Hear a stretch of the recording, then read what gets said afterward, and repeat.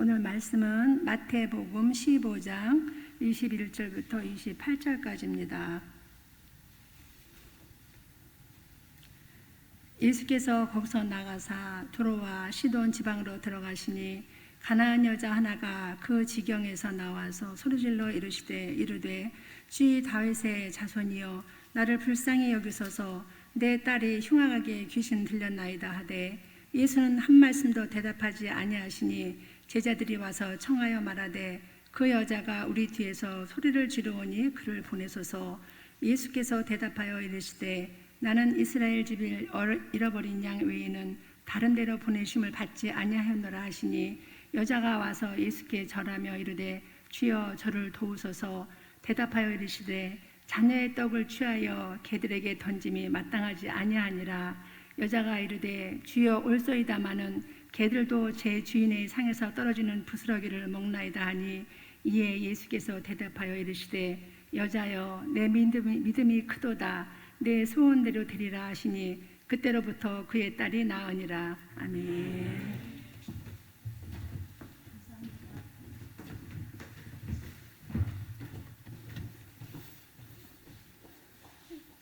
이 시간에는 여자여 내 믿음이 크도다라는 말씀으로 우리 김준호 목사님께서 말씀 전할 때 큰 은혜 받으시길 바랍니다.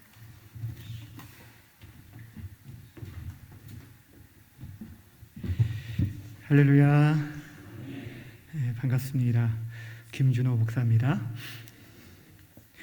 오늘 우리 루디아 여전도의 헌신 예배인데 좀 일찍 시작하시는 것 같아요. 3시가 되기 전에 막 예배 시작하는 거 보니까 저에게 말씀을 전할 수 있는 충분한 시간을 주시려고 하셨던 것 같습니다. 제목을 함께 따라하겠습니다. 여자여 내 믿음이 크도다. 예수님께서 주신 말씀이죠.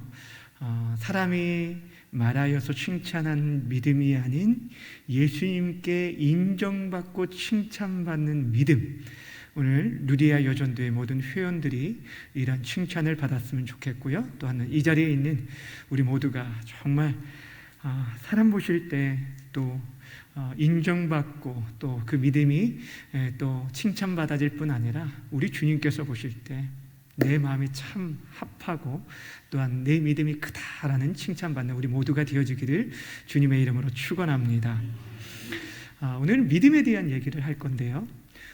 믿음에 대해서 성경이 우리에게 여러 곳에서 말해주고 있는데 히브리서 11장 믿음장이라고 불려지는 이 성경에 보면은 믿음은 바라는 것들의 실상이요 보이지 않는 것들의 증거다라고 우리에게 소개해주고 있습니다. 우리가 바라고 소망하는 것이 있는데 그것이 실체가 되어지는 것이 믿음이고 또한 보이지 않는 것 같지만 오히려 증거되고 더 드러나고 보여지는 것, 이것이 믿음이라는 거예요. 쉽게 말씀드리면 이 믿음이라는 것은 어떤 추상적인 개념이 아니라는 것입니다. 오히려 이 믿음은 드러나고 보여지고 증거되며 나타나는 것임을 우리에게 소개해주고 있어요. 성경 속에서 믿음에 대해서 우리에게 강조하고 있는 이유가 무엇이냐면 우리가 믿음으로 구원받기 때문입니다. 다른 어떤 것이 아니라 오직 믿음으로만 의롭다 칭함을 받고 구원을 받고 영생을 얻고 하나님의 자녀가 되어지기 때문에 이 믿음에 대해서 그토록 강조하고 말씀해 주고 있는 것입니다. 믿음이 없이는 또한 이 믿음이 있을 때만이 하나님을 기쁘시게 할 수 있습니다. 히브리서 11장 6절 말씀에 보면 믿음이 없이는 하나님을 기쁘시게 하지 못하나니 하나님께 나아가는 자는 그가 계신 것과 그가 자기에게 찾는 자에게 상 주심을 믿어야 할지니라 라고 말씀하고 있습니다. 우리에게 믿음이 있다라고 한다면 그 믿음은 우리의 영혼을 살리고 하나님 앞에 인정받고 칭찬받게 되어지는 거예요. 만약에 믿음이 없다면요 우리에게 있어서는 내일이 없습니다. 소망이 없고 미래가 없고 아무것도 아닙니다. 우리 믿는 자들에게 있어서 믿음이 없다라고 한다면 그 사람 믿는 자가 아니죠. 그런데 그 믿음이 비록 작을지라도 우리 안에 살아있는 진짜 믿음, 생명 낳을 수 있는 진짜 겨자씨가 심겨진다면 그것이 아무리 작을지라도 열매 맺게 되어지고 구원에 이르게 되고 다른 사람을 살리게 되고 회복의 역사로 나타나게 되어진다는 것입니다. 오늘 본문에 한 믿음의 여인이 등장합니다. 이 여인이 어찌 보면은 예수님의 그 은혜와 사랑들을 받을 만한 전혀 자격 없는 자였음에도 불구하고 그가 어떻게 그 은혜 안에 거할 수 있었는지 오늘 본문을 통해서 우리에게 말씀해 주고 있는데 그것을 함께 나누려고 합니다. 오늘 우리가 오전에 다루었던 본문의 말씀도 우리가 읽는 우리로 하여금 좀 당황스럽게 만드는 본문이었습니다. 주의 일을 하겠다고 선교하고 복음 증거하는 일을 하겠다고 나섰는데 오히려 다른 사람이 막은 것이 아니라 누가 막으셨어요? 누가 막으셨어요? 성령님이 막으신 것. 이것이 우리를 굉장히 당혹스럽게 만들었어요. 근데 오늘 본문은 그에 못지않게 우리를 굉장히 당혹스럽게 만듭니다. 우리가 생각하고 우리가 알고 있는 예수님은 어떤 분이십니까?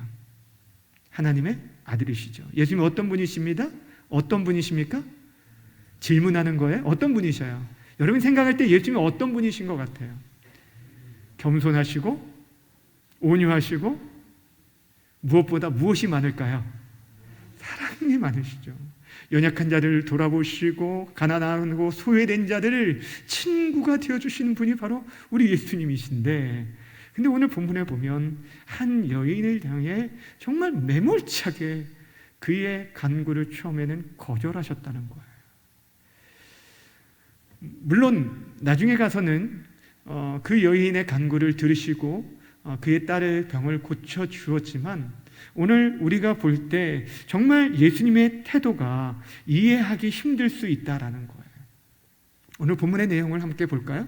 오늘 내용에 보면은 오늘 우리가 읽은 본문이 21절부터 28절인데 21절에 보면은 예수님께서 거기서 나와 갈릴리에서 나오셨어요. 그래서 두로와 시돈 지방에 들어가셨어요. 그런데 어떤 여인이 한 명이 나오냐면 가나안 여인이 나와서 예수님께 소리 지르며 간구합니다. 주 다윗의 자손이여 나를 불쌍히 여기소서 내 딸이 흉악한 귀신 들렸나이다. 자신을 불쌍히 여겨달라고 하지만 궁극적으로 그가 가지고 나온 문제는 자신의 문제가 아닌 자신의 딸이 흉악한 귀신 들려 있으니 이 딸을 고쳐주소서라고 간구함은 나왔습니다. 근데 이 첫 번째 여인의 간구에 대해서 예수님께서는 아예 외면하십니다. 아무런 대답도 하지 않으시고 대꾸도 하지 않으셨다는 거예요. 그것을 지켜본 제자들이 굉장히 민망했는지 아니면 이 여인의 사정이 너무너무 딱했는지 예수님께 오히려 제자들이 간청을 합니다. 23절 말씀 함께 읽어볼게요. 시작. 예수는 한 말씀도 대답하지 아니하시니 청하여 말하되 그 여자가 우리 뒤에서 소리를 지르오니 그를 보내소서. 그를 쫓아내라는 게 아니죠. 그의 간구를 들어주시고 그를 그냥 보내주십시오. 응답해 달라는 거예요. 그 간구를 좀 들어주십시오. 예수님 저렇게 애절하게 구원구하고 있는데 예수님 좀 들어주십시오라고 지금 제자들이 말하는 거예요.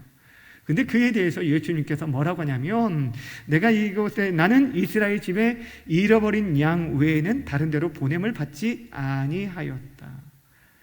이스라엘, 지금 여러분 이 여인은 어떤 여인이냐면 가나안인이라고 말하고 있는데 이방 여인을 말합니다. 마가복음에 보면 헬라인이요 수로보니게 여인이라고 설명하고 있습니다. 그런 여인, 나와는 전혀 상관없다. 이스라엘 사람이 아닌 이방인과는 나는 전혀 상관없다라고 하면서 이번에는 완전히 그 여인에 대해서 거절하신 걸 보게 됩니다. 근데 이 여인이요 예수님의 두 번째 이 거절함을 당했을 때 어떻게 하는 줄 아십니까? 주여 나를 도와주소서라고 그 앞에 엎드리게 됩니다. 주님 앞에 털썩 엎드리면서 주님 나를 그래도 긍휼을 덧입혀 주시고 도와주십시오라고 간청을 하게 됩니다.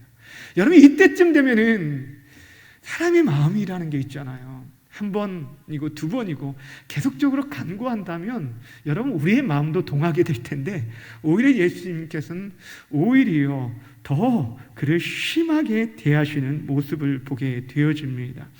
어떻게 대하셨는지 더 충격적인 대답 26절을 함께 읽겠습니다. 시작. 대답하여 이르시되 자녀의 떡을 취하여 개들에게 던짐이 마땅치 아니하다.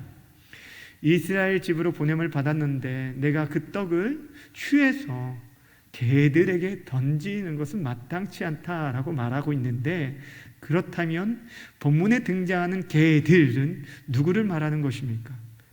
여러분, 지금 예수님께서 자신에게 나와 간구하는 이 가나안 여인과 그 여인의 딸에 대해서 뭐라고 취급하고 있냐면 뭐라고요? 개들, 쉽게 말하면 개로 취급하고 있다는 거예요. 여러분, 어떻게 예수님께서 그러셨을까? 우리가 참 생각할 수 있게 되어줍니다. 자, 보세요. 첫 번째 외침에 대해서 외면을 당하시고, 두 번째 거절을 당하시고, 이번 세 번째는 모욕적인 말을 듣게 되었어요. 근데 그때 이 여인은 물러서지 않습니다. 다시 한번 간구하게 됩니다. 27절 말씀 읽겠습니다. 시작. 여자가 이르되 주여 올소이다마는 개들도 제 주인의 상에서 떨어지는 부스러기를 먹나이다 하니. 지금까지 당신이 말씀하신 모든 것이 옳습니다. 그렇지만 개들도, 당신이 나를 개로 취급했지만 개들도 주인의 상에서 떨어진 그 부스러기를 먹고 삽니다 라고 대답을 해요. 그리고 이 대답을 듣고 나서야 비로소 예수님께서 그 여인을 향해서 내 믿음이 크도다, 내 소원대로 이루어지리라 라고 그의 문제에 대해서 해결해 주시는 것들을 보게 됩니다. 그것이 바로 오늘 본문의 말씀입니다. 오늘 본문을 우리가 다 읽었어요. 자, 그러면 이 본문을 통해서 결국 예수님께서 고쳐주셨네 라고 넘어갈 수도 있겠지만, 다시 한번 생각해 보면 예수님께서 이왕 고쳐주실 것이면 처음부터 응답해 주시면 얼마나 좋았을까 하는 생각을 하게 된다는 거예요.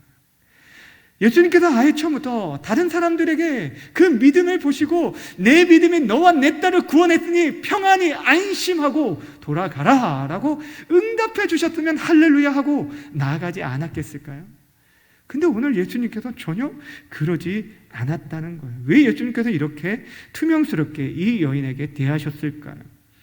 그녀의 간절한 간구, 그가 구하고 찾고 두드렸는데도 오히려 예수님께서는 그 딱한 사정을 동정하지 못할 망정 왜 개 취급을 하셨을까? 이것이 우리의 의문입니다. 우리가 알고 있는 것처럼 예수님이 인자하신 분이고 온유하신 분이십니다. 누구보다도 소외된 자들을 돌아보시고 함께 하시며 그들에게 은혜를 베풀어 주시는 분이십니다. 근데 예수님께서 왜 갑자기 이 여인에 대해서, 그 간구에 대해서 이렇게 거절하고 말씀하셨을까요? 다른 사람들은 몰라도 예수님이 이러시면 안 되는 거 아닐까요? 그잖아요. 만약에 여러분 똑같은 그런 화를 냈다, 비유가 좀 그렇지만 똑같은 화를 냈어도 목사가 화를 내는 거하고 집사님이 화를 내는 거하고 사람들이 볼 때 아니 그래도 목사님이 이러시면 안 되지 않습니까? 라고 할 수 있지 않냐는 거예요. 다른 사람은 몰라도 우리가 생각할 때 예수님은 이러시면 안 되는 것 아닙니까? 라고 우리가 생각할 수 있다는 거예요.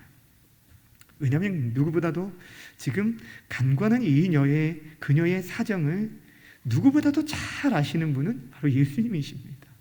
주변에 있는 다른 제자들도 딱해서 말했지만 그들보다 이 여인의 처절한 그 상황들, 딸의 고통과 아픔에 대해서 그렇게 간구하는 이 여인의 아픔을 누구보다도 예수님께서 잘 아실 텐데 왜 이러셨을까라는 생각이 든다라는 거예요. 우리들은 오늘 본문의 예수님의 태도에 대해서 다 이해할 수 없지만 분명한 것은 예수님께서는 지금 이 여인의 믿음을 테스트하고 계셨다는 거예요. 예수님은 이 여인의 믿음을 지금 점검하고 계셨다는 거예요.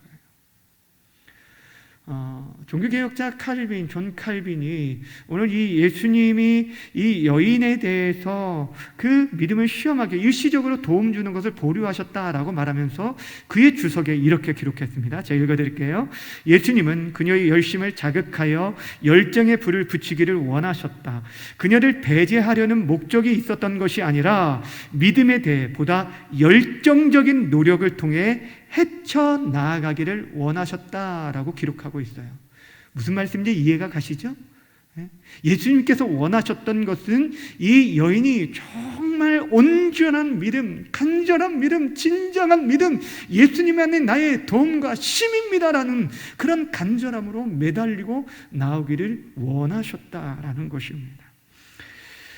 근데 여러분, 오늘 우리가 주목해야 할 것이요, 예수님께서 이 여인에 대한 태도도 놀라운 일이지만 이 예수님의 매정하게 보이는, 매몰차게 보이는 그 태도에 대해서 이 여인이 어떻게 끝까지 간구했느냐는 거예요.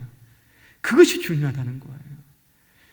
여러분, 만약에 여러분들이 예수님께 이런 모욕을, 아니 예수님이 아니라 다른 사람에게 이런 모욕을 받았다라고 한다면, 여러분이 목사에게 기도를 요청하러 왔는데 목사가 그렇게 여러분들을 대우했다라고 하면 어떠시겠어요? 예수님께 여러분이 도움을 청하러 나왔는데 오히려 여러분의 상황들에 대해서 측은히 여기고 이해하시고 품어주시고 같이 눈물 닦아주시면서 위로해 주시면서 기도해 주신 것이 아니라 오히려 괴취급을 했다라고 한다면 여러분은 어떠시겠어요? 그런 때에도 신사적으로 조용하게 여러분 말하고 대할 수 있을까요? 성질이 급한 사람 같으면 아마 쌍욕을 하고 대들었을지도 모릅니다. 당신이 얼마나 능력이 많으면 나한테 이렇게 대할 수 있냐고, 나를 어떻게 괴취급을 할 수 있냐고, 나 당신 같은 사람 도움 필요 없어 라고 하면서 그 자리에서 돌아갔을지도 모른다는 거예요. 근데 오늘 이 여인은 그렇지 않았어요.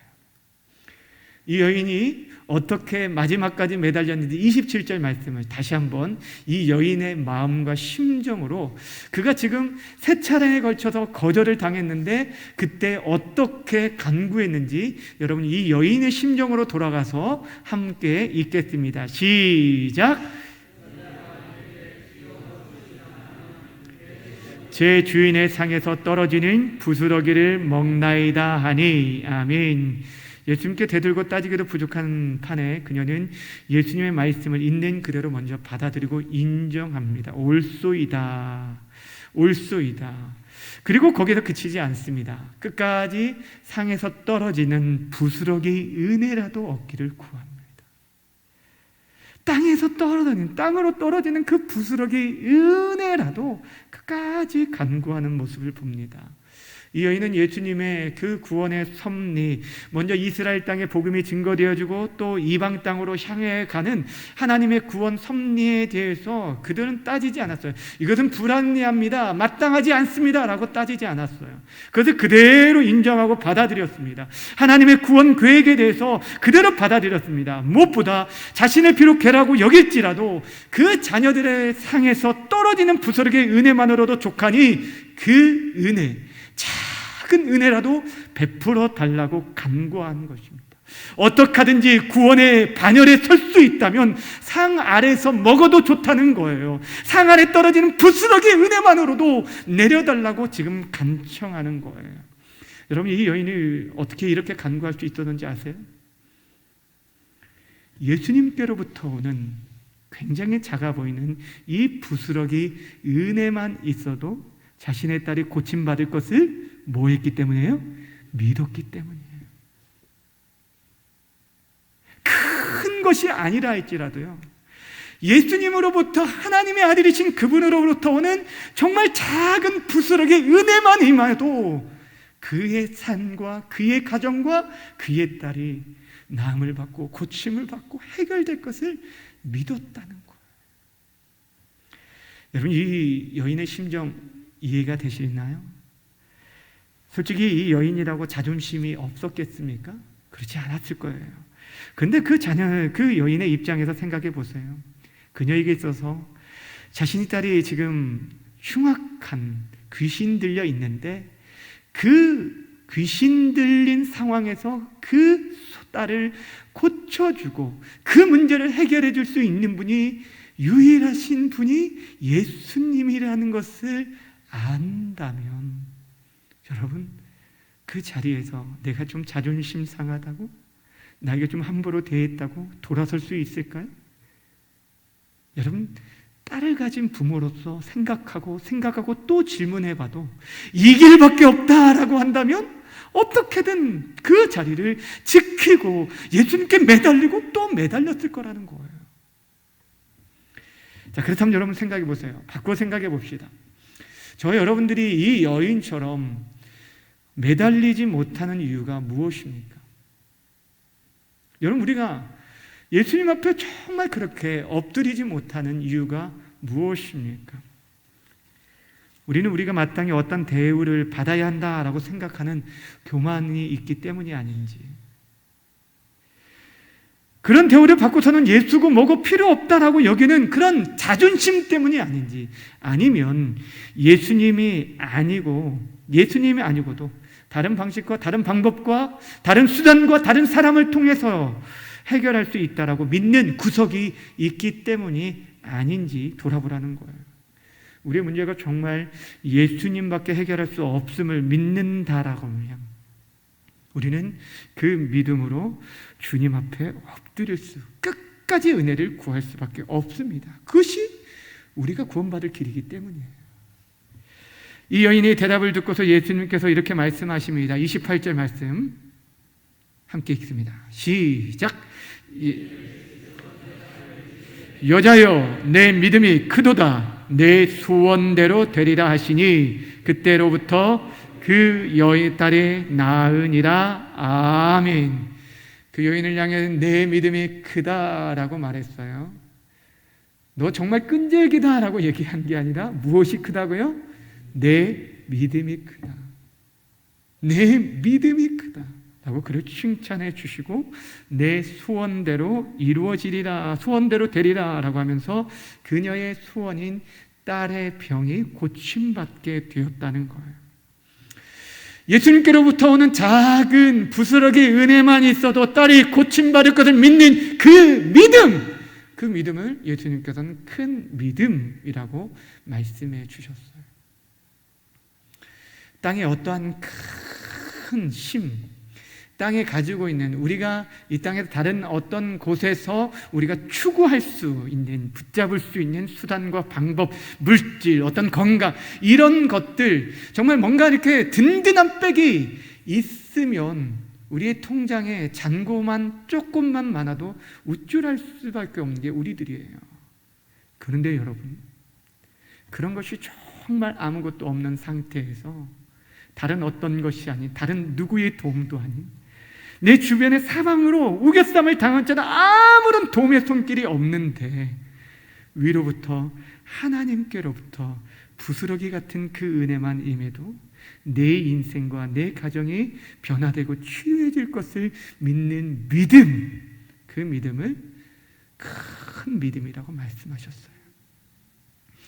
예수님께서 우리에게 원하시는 믿음이 바로 이러한 믿음입니다. 사랑하는 여러분, 오늘 우리는 이 여인의 태도를 통해서 우리 자신을 좀 돌아보았으면 좋겠습니다. 이 여인은 자신의 문제를 해결해 주시는 것이 예수님의 당연한 의무라고 여기지 않았습니다. 사실 어떻게 보면 이 여인은 어떤 자격도 공로도 없는 자들이었어요. 그렇다고 구원에 대해 하나님의 계획에 있어서 우선권이 있는 이스라엘 백성도 아닌 가나안 여인, 이방인이었습니다. 그러게 그녀는 다만 예수님의 도움 없이는 소망이 없는 것을 끝까지 붙잡았어요. 이 길 외에는 다른 길이 없기에, 이 길 외에는 다른 길이 없기에, 다른 소망이 없기에 그는 어떤 상황에도 물러서지 않았어요. 그 자리, 은혜를 구하는 자리를 끝까지 지켰다는 거예요. 근데 우리는 요즘 어떻습니까? 예수님께서 마땅히 내 기도를 들어주어야 하는 것처럼, 나에게 빚진 것처럼 요구할 때가 있어요. 우리 자신이 뭔가 대단한 사람인 양 착각하고, 때로는 이 여인과 같은 그런 취급을 받으면 믿음이고 예수고 뭐고 함부로 행동하고 말하기도 한다는 거예요. 여러분, 우리 자신을 정말 정직하게 돌아보세요. 우리가 지금 이 자리에 이렇게 저도 앞에 서 있지만 양복, 와이셔츠, 넥타이 멋지죠? 안 멋져요? 이렇게 멀쩡하게 서 있지만 목사라는 이름을 가지고 서 있고 사람들로부터 사랑을 받고 또 존중도 받고 있지만, 그러나 여러분, 우리가 가지고 있는 직분이 우리를 지금 포장한다 할지라도 우리 내면에 있는 그 부패함과 더러움들은 누구보다도 우리 자신과 우리 주님께서 잘 아신다는 거예요. 우리가 마땅히 어떤 것들을 받을 만한 자격이 있는 자들이 절대 아니라는 거예요. 사랑하는 여러분, 이 여인이 중요한 것은 자신이 어떠한 자인지를 알았어요. 누구인지를 바로 알았습니다. 그는 자신의 위치를 받아들여 겸손하게 예수님께 나왔습니다. 그렇다고 해서 자신의 위치에 대해서 열등감에 빠져서 아무것도 시도해 보지 못하는 그런 어리석은 자가 아니었습니다. 자신이 이방인으로서 하나님의 은혜에 동참할 수 없는 걸 알았지만 그럼에도 하나님 능력이 자기에게까지 미치지 못할 것이라고 제한하지 않았다는 거예요. 자신이 그 은혜를 받을 만한 자격이 없는 존재라는 걸 인정하면서도 그 능력을 베푸시는 예수님의 그 능력을 부인하지 않았다는 거예요. 자신이 계책을 받는다 할지라도 그 개에게라도 은혜를 베풀어 주시고 그를 구한 거예요. 결국 겸손히 믿음으로 나와 간구한 그 기도, 큰 믿음, 우리가 볼 때는 어찌 보면 굉장히 작은 것 같아 보이지만 부스러기 은혜만으로도 하나님의 그 은혜만 임하면 우리의 문제가, 가정의 문제가 해결될 것을 믿는 그 믿음, 그 믿음이 이 여인과 그 딸을 구원하게 되었습니다. 주안 사랑하는 여러분, 지금 이 여러분에게 있어서 이 여인과 같은 그런 기도 제목이 없으십니까? 정말 내 삶 속에 간절하게, 절실하게 필요한 그런 문제들이 있지 않습니까? 자녀들만 생각해 봐도요, 여러분. 네, 그렇습니다. 저희도 이제 아이들이 이제 커가 보니까, 어렸을 때는 그냥 먹여주기만 하면은 그냥 알아서 잘하는 것 같은 생각했는데, 이제 조금씩 크니까 이 아이들을 우리의 힘으로 감당할 수 없는 일들이 점점 늘어나는 것들을 보게 돼요. 하나님이 도와주시지 않으면 나에게 맡겨진 자녀들을 키우는 거 있어도 너무너무 힘겹고 어렵다는 거예요. 여러분, 오늘 이 여인이 예수님의 전인격적으로 붙들었어요. 겸손하지만 분명한 믿음과 확신을 가지고 나왔습니다. 그녀의 모습은 마치 여러분 그 중풍병자 친구를 데려오기 위해서 지붕을 뚫고 예수님께 나왔던 그런 친구들의 믿음과 같고, 또한 그 군중들 앞에서 수치를 무릅쓰고 예수님의 옷자락을 붙잡는 그 옷자락을 붙잡음으로 인해서 내가 고침받을 수 있을 것을 기대하고 믿고 그렇게 간절하게 엎드리는 여인처럼, 또한 불의한 재판장 앞에서 자신의 사정을 아뢰고 또 아뢰므로 인해서 해결받기를 간구했던 과부처럼 오늘 이 여인은 그런 믿음으로 간구하며 나아갔습니다. 결코 단념하지 않았습니다. 자신의 딸을 구원하기 위해서 그는 예수님께 모든 것을 걸고 모든 것을 맡기며 모든 것을 의지했습니다. 우리가 지금 진정 우리 자신과 우리 자녀들의 문제에 대해서 필사적으로 느껴진다면, 그리고 그 문제의 해답이, 유일한 해답이 예수님밖에 없다는 걸 안다면 우리는 개 취급을 당한다 할지라도 예수님 앞에 나와야 하는 것입니다. 그것만이 우리의 소망이라면 우리는 끝까지 예수님을 붙들어야 하는 것입니다. 그렇다고 여러분, 우리 주님께서 우리를 막 그렇게 괴취급하고 그러지는 않으신, 말 그대로 그분은 진정한 사랑이시고 온유와 인자와 사랑이 많으신 분입니다. 다만 우리의 믿음을 테스트하고 연단하시고자 할 때가 있다는 거예요. 주 안에 사랑하는 여러분, 오늘 우리가 하나님 앞에서 좀 더 겸손하게 엎드렸으면 좋겠어요. 그것이 바로 예배입니다. 하나님 앞에 항복하는 거예요. 하나님, 내가 내 힘으로 아무것도 할 수 없습니다. 도와주십시오 하고 항복하며 나오는 것이 바로 예배예요. 우리의 구원의 문제에 있어서뿐 아니라 나머지 우리 모든 삶의 모든 부분에 있어서 그냥 천국 가는 문제뿐 아니라 매일의 우리의 일상의 생활 속에서 우리 주님만이 나의 도움이십니다 라고 간구하는 것, 이것이 바로 믿음이라는 것입니다. 우리가 옛날 시골의 예배당처럼 우리가 무릎 꿇고 예배하지는 못하지만 여러분, 우리가 우리의 마음을 다해서 우리의 마음의 무릎을 꿇고 정말 예배에 나와야 돼요. 그리스도의 보혈에 의지하지 않고서는, 그리스도의 보혈이 아니고서는 내가 이 자리에 설 수 없고, 오늘도 그 십자가의 은혜가 내 안에 흘러감으로 말미암아 나를 통해서 내가 내 주변의 이웃들, 나의 가족들이 새 생명을 얻고 은총을 얻는 그런 구원의 통로로 쓰임받을 수 있도록 우리는 간구하고 그 발 앞에 엎드려 나와야 하는 것입니다. 무엇보다 하나님 앞에 나올 때 오늘도 은혜 주시지 않으면 내가 도저히 살 수 없습니다. 하나님의 은혜가 아니고서는 내가 이 한 주를 버틸 수 없습니다라고 고백하고 나와야 돼요. 저는 토요일 날 정말 이렇게 다른 것보다 우리 성도들이 일주일에 한 번 이렇게 예배 참석하는 분들이 많이 있지 않습니까?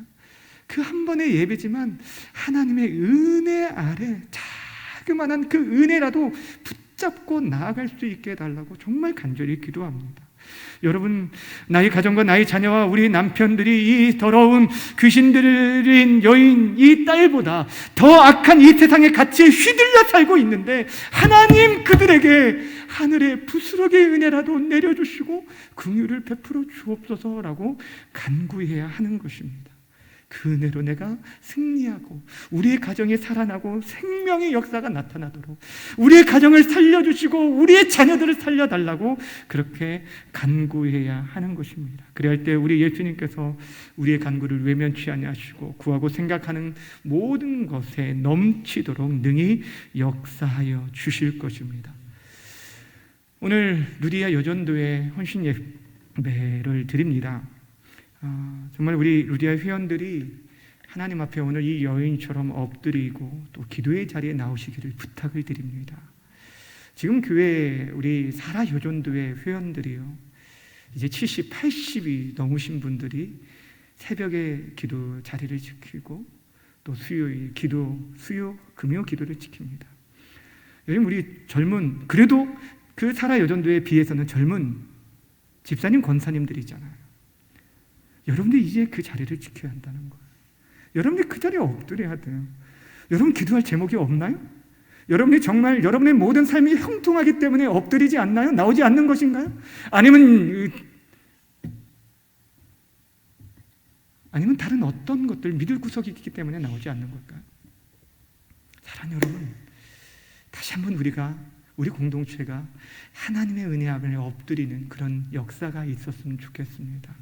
그래서 오늘 이 여인이 부스러기의 은혜를 구했지만 부스러기의 은혜가 아니라 풍족한 하늘의 은혜로 체험받았던 것처럼 우리 주님께서 우리의 생각에 넘치도록, 우리의 간구에 넘치도록 더 풍성하게 갚아주시고, 특별히 우리의 간구와 우리의 믿음을 통해서 우리의 자녀들이 살아나고 우리의 가정이 살아나고 우리 교회 공동체와 이 나라 민족이 살아나게 되어주는 그런 거룩한 제물이 되어지는 우리 모두가 되어주기를 주님의 이름으로 간절히 축원합니다.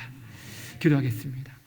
좋으신 하나님 아버지, 감사합니다. 오늘 루디아 여전도의 헌신 예배로 모이게 허락하신 것 감사합니다.